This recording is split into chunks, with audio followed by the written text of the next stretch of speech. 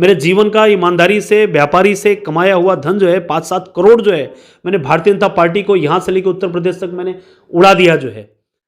नमस्कार, आदाब। आप देख रहे हैं साबिर शेख के साथ ऑन रिकॉर्ड मीरा भाईंदर शहर की राजनीति में बवाल मचा हुआ है। इस मामले को लेकर के शिवसेना के मनोनीत और नॉमिनेटेड जो नगर सेवक थे जिन्होंने अपना नॉमिनेशन फॉर्म भरा था, विक्रम प्रताप सिंह, उनको लेकर मामला अब हाईकोर्ट तक का चला गया है।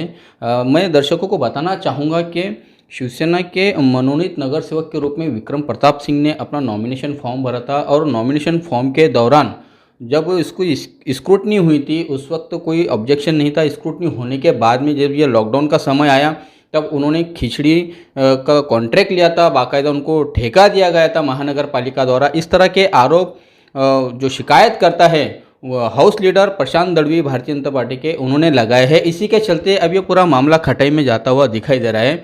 क्या है पूरा मामला, ये जानने के लिए और इनकी क्या प्रतिक्रिया है इस पूरे मामले को लेकर, विक्रम प्रताप सिंह हमारे साथ में हैं। हम उनसे चर्चा करेंगे कि ये सब जो चल रहा है इस वक्त माहौल जो बना हुआ है, ये क्या कैसा देखते हैं आप इसको?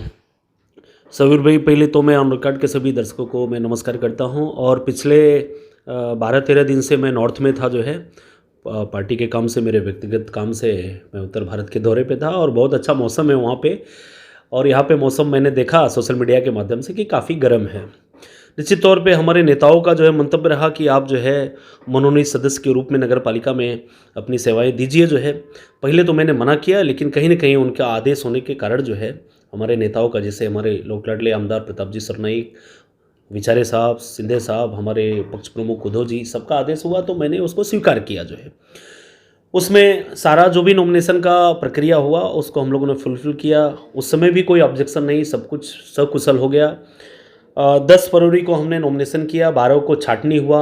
जब ऑब्जेक्शन लेने का टाइम होता है उस समय कोई ऑब्जेक्शन नहीं, कोई सारा ओके कर दिया गया। खाली डिक्लेयर होना बाकी था जो है, उसके बाद महासभा में डिक्लेयर नहीं किया गया, कारण से जो भी रहा हो।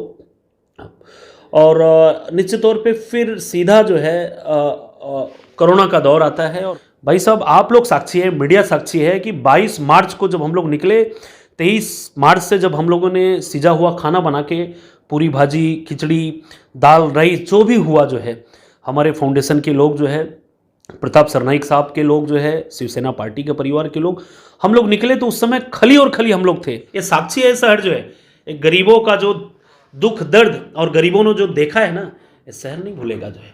कितनी राजनीति इस पर, राजनीतिक रोटियां सेक लीजिए जो है, गरीबों के भावनाओं पे जो है रोटियां नहीं पकती हैं। रोटियां नहीं पकती, राजनीति नहीं पकता है।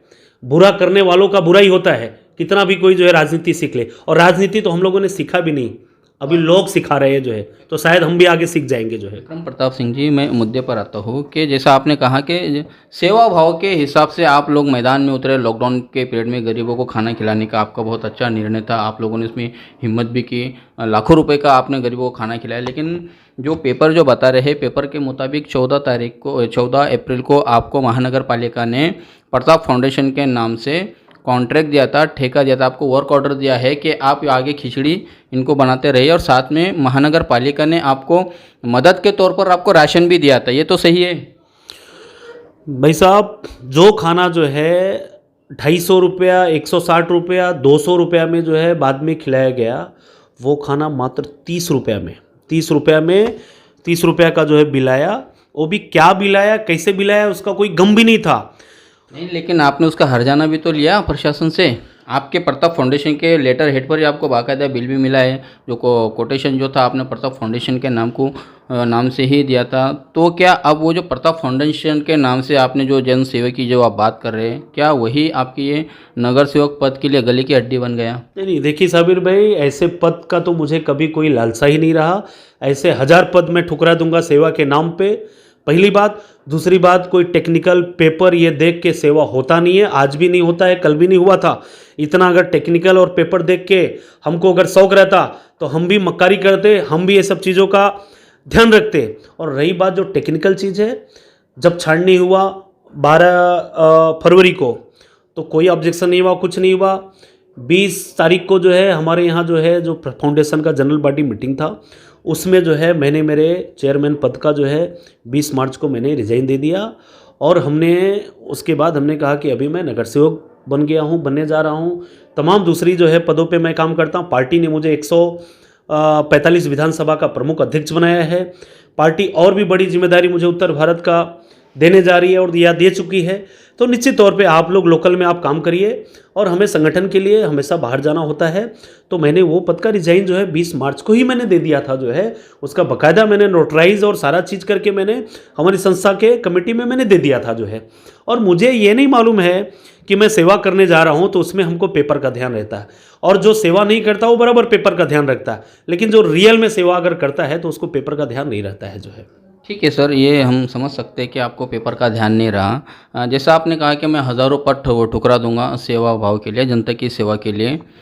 सवाल है कि आप जब से नॉमिनेशन भरे थे तब से ही आप अपने आप को नगर सेवक के तौर पर पेश कर रहे थे। सोशल मीडिया पर आपके जो लोगों को जो शुभकामनाएं देने के जो होर्डिंग्स हुआ करते थे या जो कटआउट्स हुआ करते थे, तब तो आप अपना नगर सेवक का बाकायदा नाम चलाते थे। क्या कहेंगे आप उसको? बिल्कुल, मैंने नॉमिनेशन किया है, मेरे प्रक्रिया को जो है ओके कर दिया गया है। अगर मुझे कारपोरेशन से कोई भी ऐसा नोटिस आता है कि आप नहीं हो, मैं उसी दिन से बंद कर दूंगा जो है। नहीं, मतलब मैं थोड़ा समझना चाहूँगा कि नॉमिनेशन भरने के बाद में आप अपने आप को नगर सेवक घोषित कर दिए थे, ऐसा आप ऐसा मानते हैं नहीं, या आप नगर सेवक बन चुके थे? देखिए मेरी बात सुनो, नगर सेवक का पद जो है हम जैसे समाज सेवियों के लिए कोई मायने नहीं रखता है जो है। तो फिर वो आप वो क्यों इस्तेमाल कर रहे थे? जैसे आप बोल रहे हैं कि हमारे लिए मायने नहीं रखते, तो आप तो इस्तेमाल कर रहे थे बाकायदा। नहीं करता, लोग करते हैं।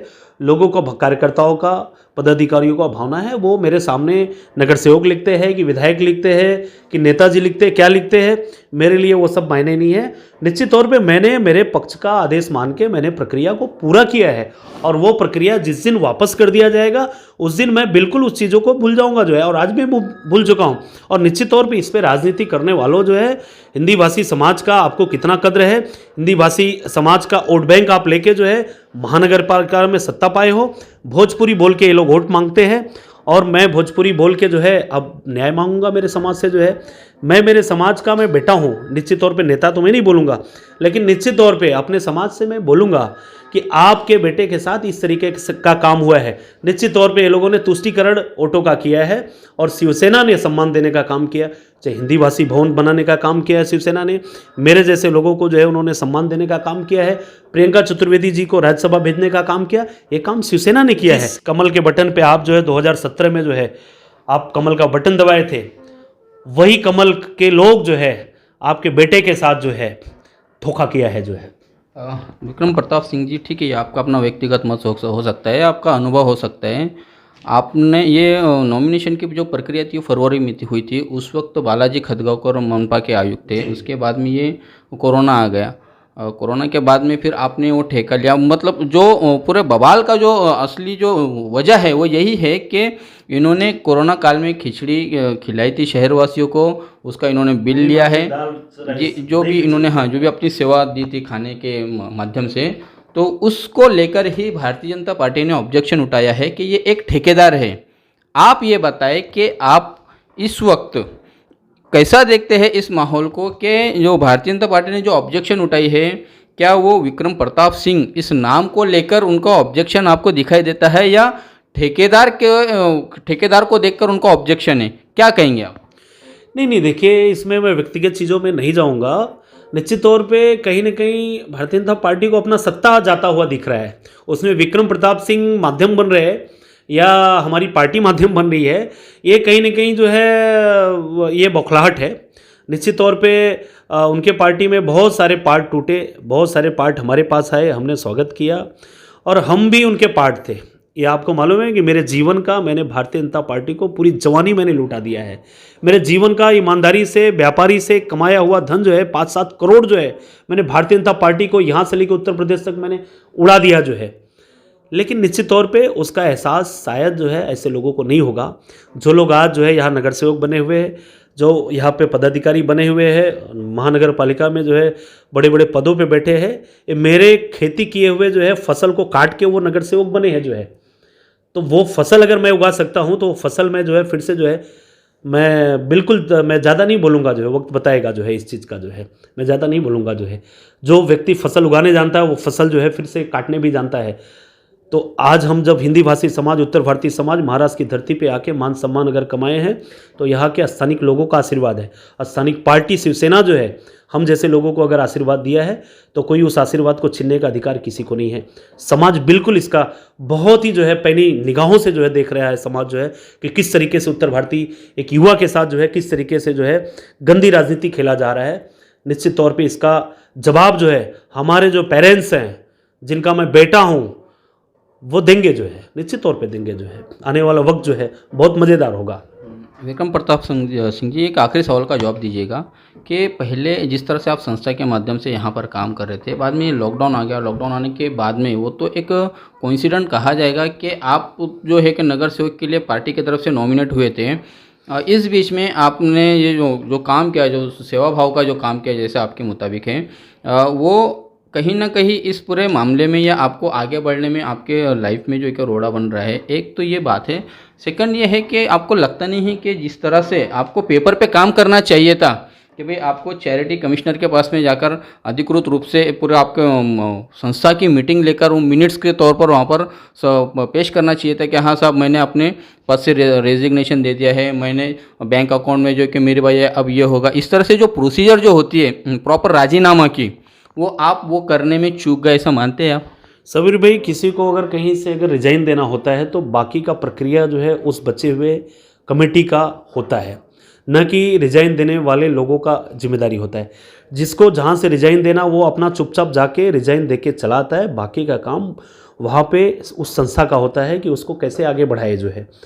हमारा काम है हमारे तरफ से कि मैं किसी भी पद से मैं राजीनामा दे के चुपचाप चले आता हूँ जो है, वहाँ के जो पदाधिकारी है, और उसके बाद संस्था का काम है, उससे हमारा क्या लेने देना है। नहीं, लेकिन वो रिकॉर्ड पे नहीं ना सर। आप मतलब दिक्कत तो आज यही है ना कि आपने जो राजीनामा दिया वो रिकॉर्ड पर कहीं पर नहीं, महानगर पालिका के रिकॉर्ड में नहीं है, चैरिटी कमिश्नर के पास में रिकॉर्ड में नहीं है कि आपने राजीनामा इस तारीख को दिया। जैसे कि आप कह रहे हैं महानगर पालिका में आपने जो इन्फॉर्म किया है कि आपने ऐसा बताया, खुलासा दिया कि मैंने 20/3/2020 को ही अपना राजीनामा दे चुका हूँ, ऐसा आपने कहा है। ऐसा लेटर बाकायदा आपने महानगर पालिका को दिया। लेकिन चैरिटी कमिश्नर जहाँ पर देना होता है, जहाँ पर सब रजिस्टर होते हैं, उसमें एक बात तो मुझे और ये भी पता चली है साहब कि आपकी जो संस्था है, उस संस्था को आपने बताया महानगर पालिका में कि 1/1/2012 से आप इसके संस्था के चेयरमैन हैं, जबकि आपकी ही संस्था प्रताप फाउंडेशन, इसका रजिस्ट्रेशन 24/4/2014 यानी 3 साल के बाद में हुआ है। तो कहीं ना कहीं आप पेपर में कमज़ोर होते साबित नज़र आ रहे हैं। क्या कहेंगे आप सर? नहीं, बिल्कुल जो है, देखिए मेरा काम है रिजाइन देना, बाकी के संस्था में बचे हुए लोगों का काम होता है उसको इन्फॉर्म करना। चैरिटी कमिश्नर को जो है फिर से नया इलेक्शन होता है, फिर से नया कोई कौन अध्यक्ष बनेगा, ये सब उनका काम है जो है। रही बात जो है प्रताप फाउंडेशन इस शहर में लगभग 10-12 सालों से जो है समाज सेवा का काम करती है, चाहे दहीहंडी का माध्यम हो, चाहे जितने भी हमारा जो है धार्मिक और सांस्कृतिक काम हो, करते आ रही है निश्चित तौर पे, और आगे करती रहेगी जो है। उसमें कोई दो राय नहीं है कि लोग रुक जाएंगे जो है या समाज सेवा रुक जाएगा। लेकिन ये राजनीति है, राजनीति में जो है बाल का खाल निकाल के जो है किसी को अगर अपनी राजनीति करना है तो निश्चित तौर पे करे। तो आज कहीं ना कहीं जो है अगर राजनीति आप करोगे तो निश्चित तौर पे सामने वाला भी करेगा जो है, जैसा कि हुआ जो है अभी। ये है विक्रम प्रताप सिंह, प्रताप फाउंडेशन के चेयरमैन हुआ करते थे, अभी इन्होंने राजीनामा दे चुके हैं और इनका कहना था कि उनके साथ में राजनीति की जा रही है। इसी के चलते ही उनके इस नगर सेवक पद की जो प्रक्रिया थी, जो नॉमिनेटेड जो प्रक्रिया थी, उसको लेकर बीजेपी ने ऑब्जेक्शन लिया है। हम जानना चाहेंगे कि बीजेपी के जो हाउस लीडर हैं प्रशांत दड़वी, उनका क्या कहना है, किस बात को लेकर और किस मुद्दे को लेकर उन्होंने हाईकोर्ट में याचिका दायर की। वो याचिका एडमिट हो चुकी है और कल आने वाली 16 तारीख को उस याचिका की सुनवाई होनी है। किन मुद्दों को लेकर वो कोर्ट में गए हैं, हम उनसे भी जानने की कोशिश करते हैं। जी दड़वी साहब, बताएं कि किन मुद्दों को आपने आधार बनाया है और हाईकोर्ट में आपने इस पूरे मामले में याचिका दायर की है। नहीं, किस मुद्दे को आधार बनाना क्या था, जो महापौर ने यहाँ पर हम लोग ने महासभा में जो ठराव पारित किए थे, वो ठराव के अगेंस्ट में किसी ने मंत्रालय में जाकर जो रिपोर्ट की है, और वो रिपोर्ट के अनुसार नगर विकास खाते से जो यहाँ पर स्टे लाया गया है उसके ऊपर, तो उसी स्टे के अगेंस्ट में हमने हाईकोर्ट में हमारी याचिका दाखिल की है। मतलब राज्य सरकार ने जो यहाँ पर स्टे का ऑर्डर दिया है इस महानगर पालिका में, उस स्टे के खिलाफ में आपने याचिका दायर की है हाई कोर्ट में। क्या लगता है आपको कि जिस तरह से 4 नगर सेवकों का जो चयन हो चुका है और ये एक जो नगर सेवक जो विवादित ढांचे में आ चुके हैं, एक की वजह से चारों को जो कि कहीं ना कहीं नुकसान नहीं उठाना पड़ रहा है? देखिए, जो ठराव हमने किया ना, वो ठराव ही हमारे पास है अभी तक। वो ठराव हमने किसी को भेजा नहीं है, ना ही नगर मंत्रालय में किसी ने भेजा है, उसको विखंडित के लिए कमिश्नर ने भेजा है। ऐसे होते हुए यहाँ पर किसी ने उनको लेटर देके उस नगर विकास मंत्रालय को गुमराह किया है, और वहाँ से जो स्थगन आदेश हमको यहाँ पर महानगर पालिका में जो प्राप्त हुआ है, तो उसके अगेंस्ट हम हाईकोर्ट में अपील किया ना, जैसे मैंने आपको बताया। तो उसकी हेयरिंग हो लगेगी, अभी कल परसों हेयरिंग लाएगी, तब पता चल जाएगा। ये हाउस लीडर प्रशांत दड़वी जिन्होंने कहा है कि राज्य सरकार ने जो महानगर पालिका को स्टे दिया है उस ठहराव के खिलाफ में, उस स्टे के खिलाफ में इन्होंने राज्य हाईकोर्ट का दरवाज़ा खटखटाया है और इन्हें उम्मीद है कि हाईकोर्ट से इन्हें न्याय ज़रूर मिलेगा। और जो जिस तरह से राज्य सरकार को जो गुमराह किया है, जैसा इन्होंने आरोप लगाया है कि किसी ने राज्य सरकार को गुमराह करके यहाँ पर स्टे लाया है, उसका भी खुलासा इस जो न्यायालय से जो निर्णय आएगा उसमें साफ पता चल पाएगा। देखते हैं आने वाले दिनों में इस पूरे मामले में क्या नया रूप धारण होता है। तब तक आप हमारे साथ बने रहे। साबिर शेख और आरिफ कुरैशी के साथ ऑन रिकॉर्ड मीरा भाईंदर। धन्यवाद।